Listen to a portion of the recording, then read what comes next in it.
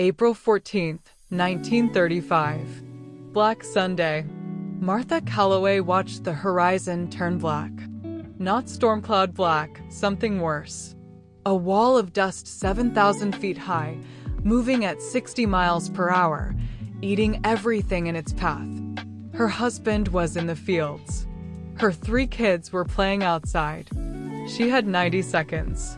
This is the story of a family who lost everything and found something stronger. Not victims.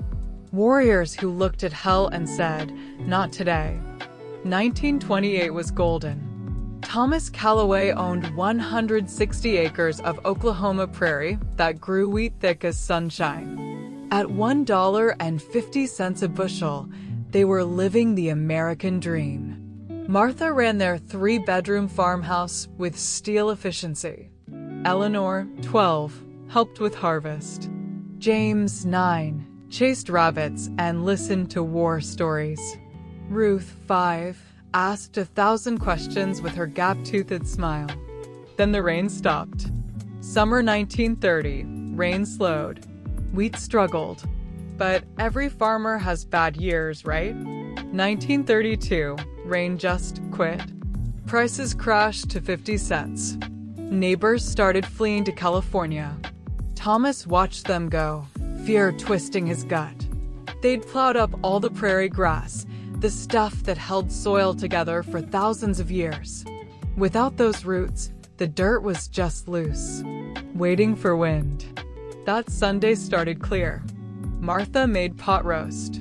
Then Eleanor looked up. "Mama?" The dust wall was visible 20 miles out. 3 minutes away. Thomas grabbed the kids, threw them inside. Martha stuffed wet rags everywhere. But nothing could stop it. The wall hit. Complete darkness at 4 p.m. You couldn't see your hand. Breathing required fighting for each breath through cloth. Ruth panicked, gasping. Martha wrapped her face. "Breathe through your nose, baby. Slow." 3 hours they huddled, wondering if they'd be buried alive in their own home. When it passed, dust covered everything through walls, in water, in flour, in lungs. The barn was half buried. Most chickens dead, suffocated. The sky stayed brown. This was just beginning. For 6 years, they lived in apocalypse. Wake up, shake dust from sheets. Wipe plates before breakfast. Well, water had actual mud. Let it settle, pour off the top. The kids developed dust pneumonia. Ruth coughed until she vomited.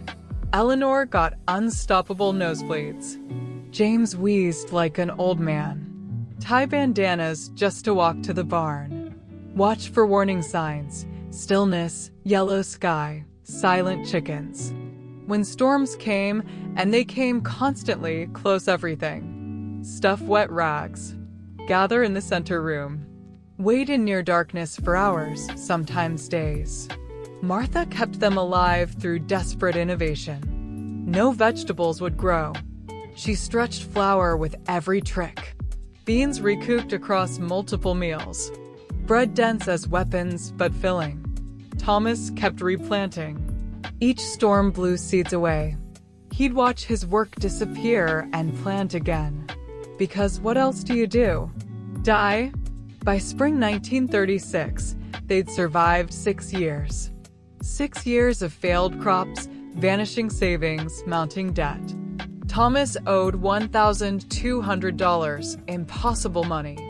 Martha hid a coffee can in the kitchen. California Fund. By March, it had $47. $47 to start over. March 15th broke them. Another storm completely erased their wheat field. Gone. Months of work vanished overnight. Thomas stood where his field used to be for 3 hours. When he returned, eyes red, "We can't stay." California. They say there's work picking fruit. We'll lose the farm. We already lost it. We just haven't admitted it. They had to choose what to keep. 1 Ford Model T. 5 people. 300 pounds max. 1 change of clothes each. 1 pot, 1 pan.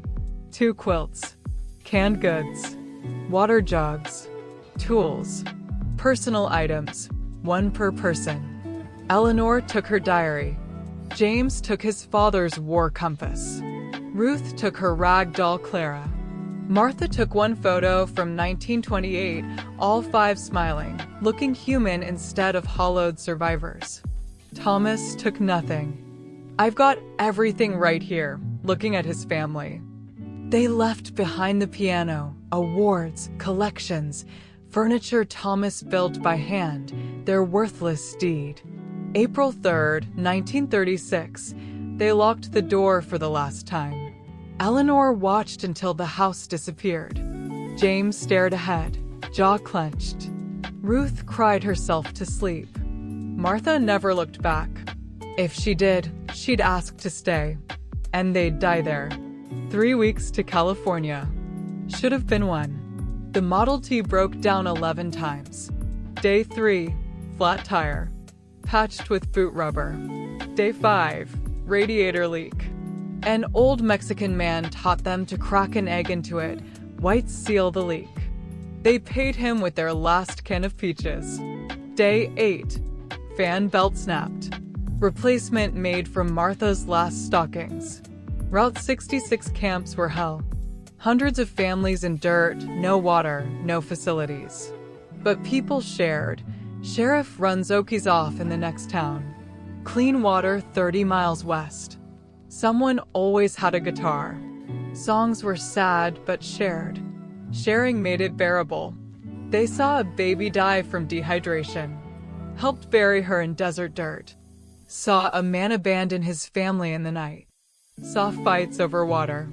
Thomas kept moving. Don't get comfortable anywhere but California. April 22nd, California border. The inspector looked at them like garbage. What's your plan? Looking for work. Picking. He laughed. You and 10,000 others. Money? $42. For 5 people. You think California's the promised land? It's just expensive dirt. Martha leaned forward. We're looking for honest work, not charity. He saw her steel spine. Government camp at Weed Patch. Clean water, medical care. Find day work from there. Not much, but honest. Stamped their papers. Waved them through. Weed Patch. A tent city with dignity. Running water. Real toilets. A school.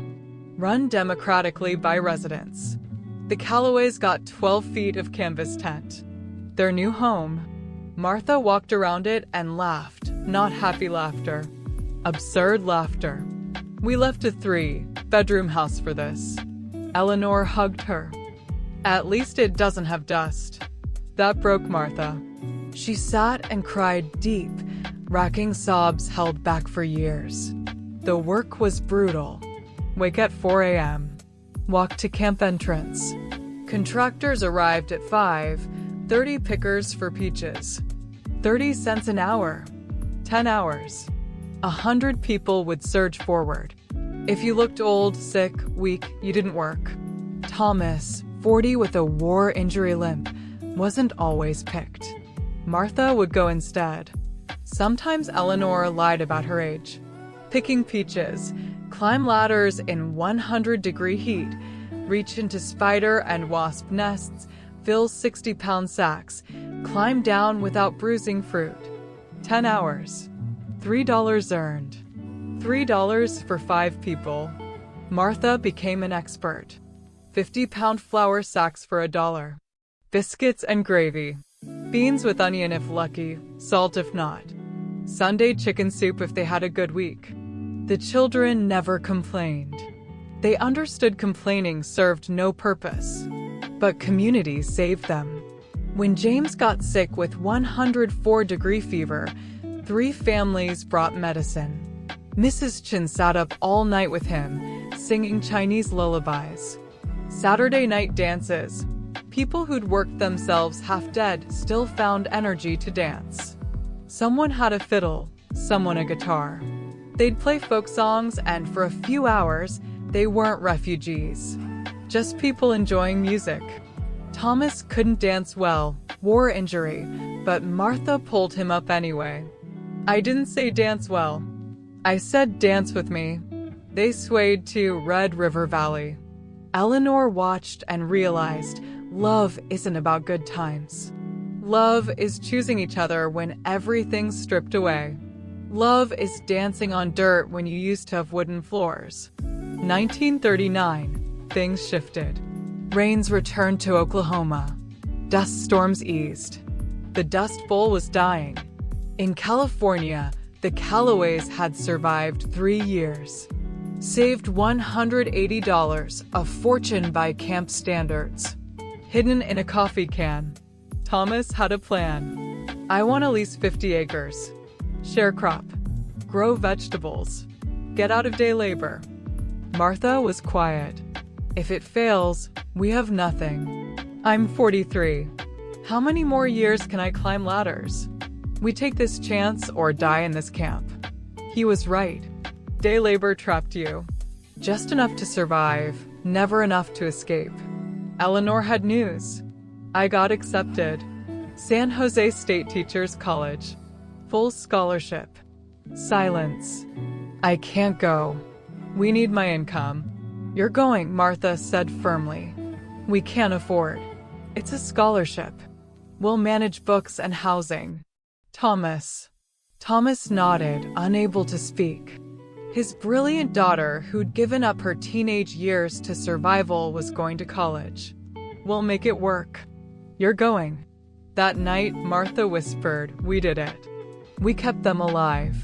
Together. Eleanor gets to be something more. We're not done. Still got 2 more to raise. But Thomas, we survived. Against everything, we survived. The 50 acres Thomas leased was a disaster.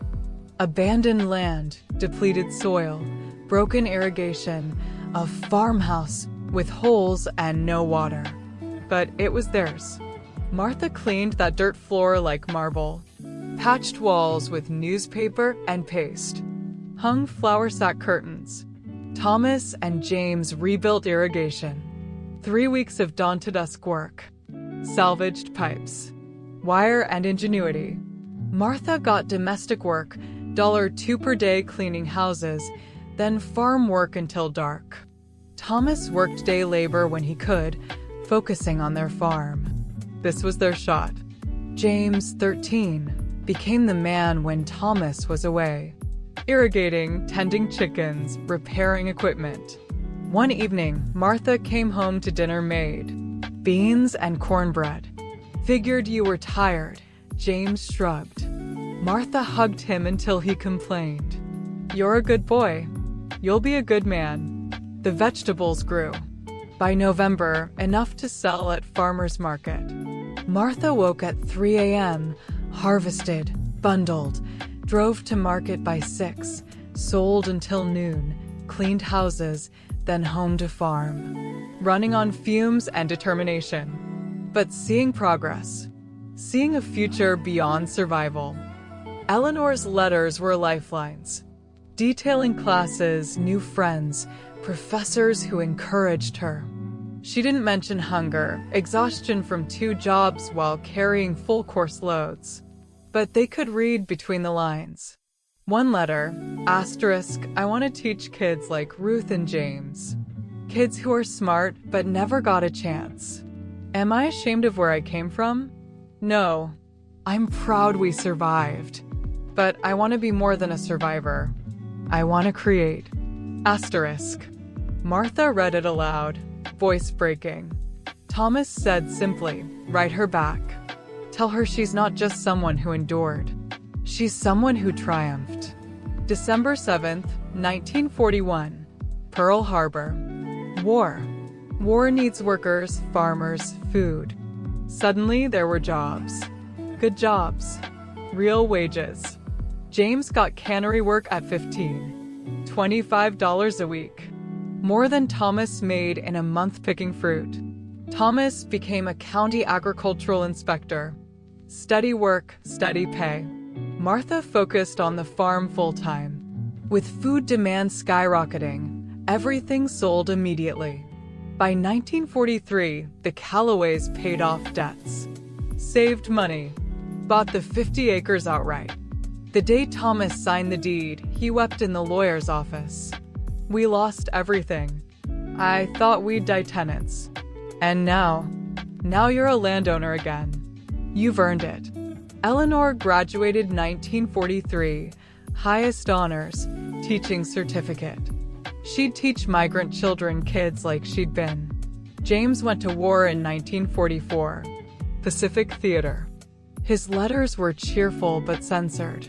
Between lines, they read truth. War was hell. He came home August 1945, thinner, older in the eyes. He cried in Martha's arms. "I'm home, Mama." He worked the farm with Thomas. They bought more land, expanded. The physical work healed something war had broken. Eleanor married a fellow teacher in 1946, Robert Chin, whose family survived Japanese internment. They understood each other's scars. Ruth opened Callaway's Farm Supply in 1950, 20 years old, running a business. Natural gift for it. Family is the foundation when everything crumbles. They stayed together when many fractured. That choice made all the difference. Hard times don't define you. Your response does. The Dust Bowl happened to them. They didn't let it define them as victims. The long view matters. Martha and Thomas didn't see all the fruits, but they laid the foundation that echoed through generations. Today's Dust Bowls are different: climate change, refugees, displacement. But the human story is the same. We fall, we rise, we build, we pass it forward. Martha wrote in 1965, Thomas asked if I'd do it all again. I said yes, not because it was easy, but because every hard choice led here. To Eleanor teaching, to James building, to Ruth creating opportunity, to grandchildren who'll never know hunger. That's worth every mile, every tear, every dream buried in dust. They didn't survive just to survive. They survived to build, to create legacy. What are you building? What are you surviving for? Because survival without purpose is just existence.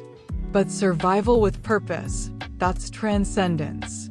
The Dust Bowl tried to break the Callaways. It failed because they had each other. They had purpose. They had the belief that tomorrow could be better if they refused to quit. From dust to dream. From devastation to destiny. From survival to legacy. That's the human story. Thank you for this journey. If this story reminded you what humans are capable of when we refuse to surrender, subscribe. We tell stories like this weekly, stories that challenge, inspire, remind us of extraordinary resilience in ordinary people. Share this with someone facing their own Dust Bowl. Comment your family's survival story. They matter too. Remember, you're not just surviving to survive. You're surviving to build something better. The dust doesn't win.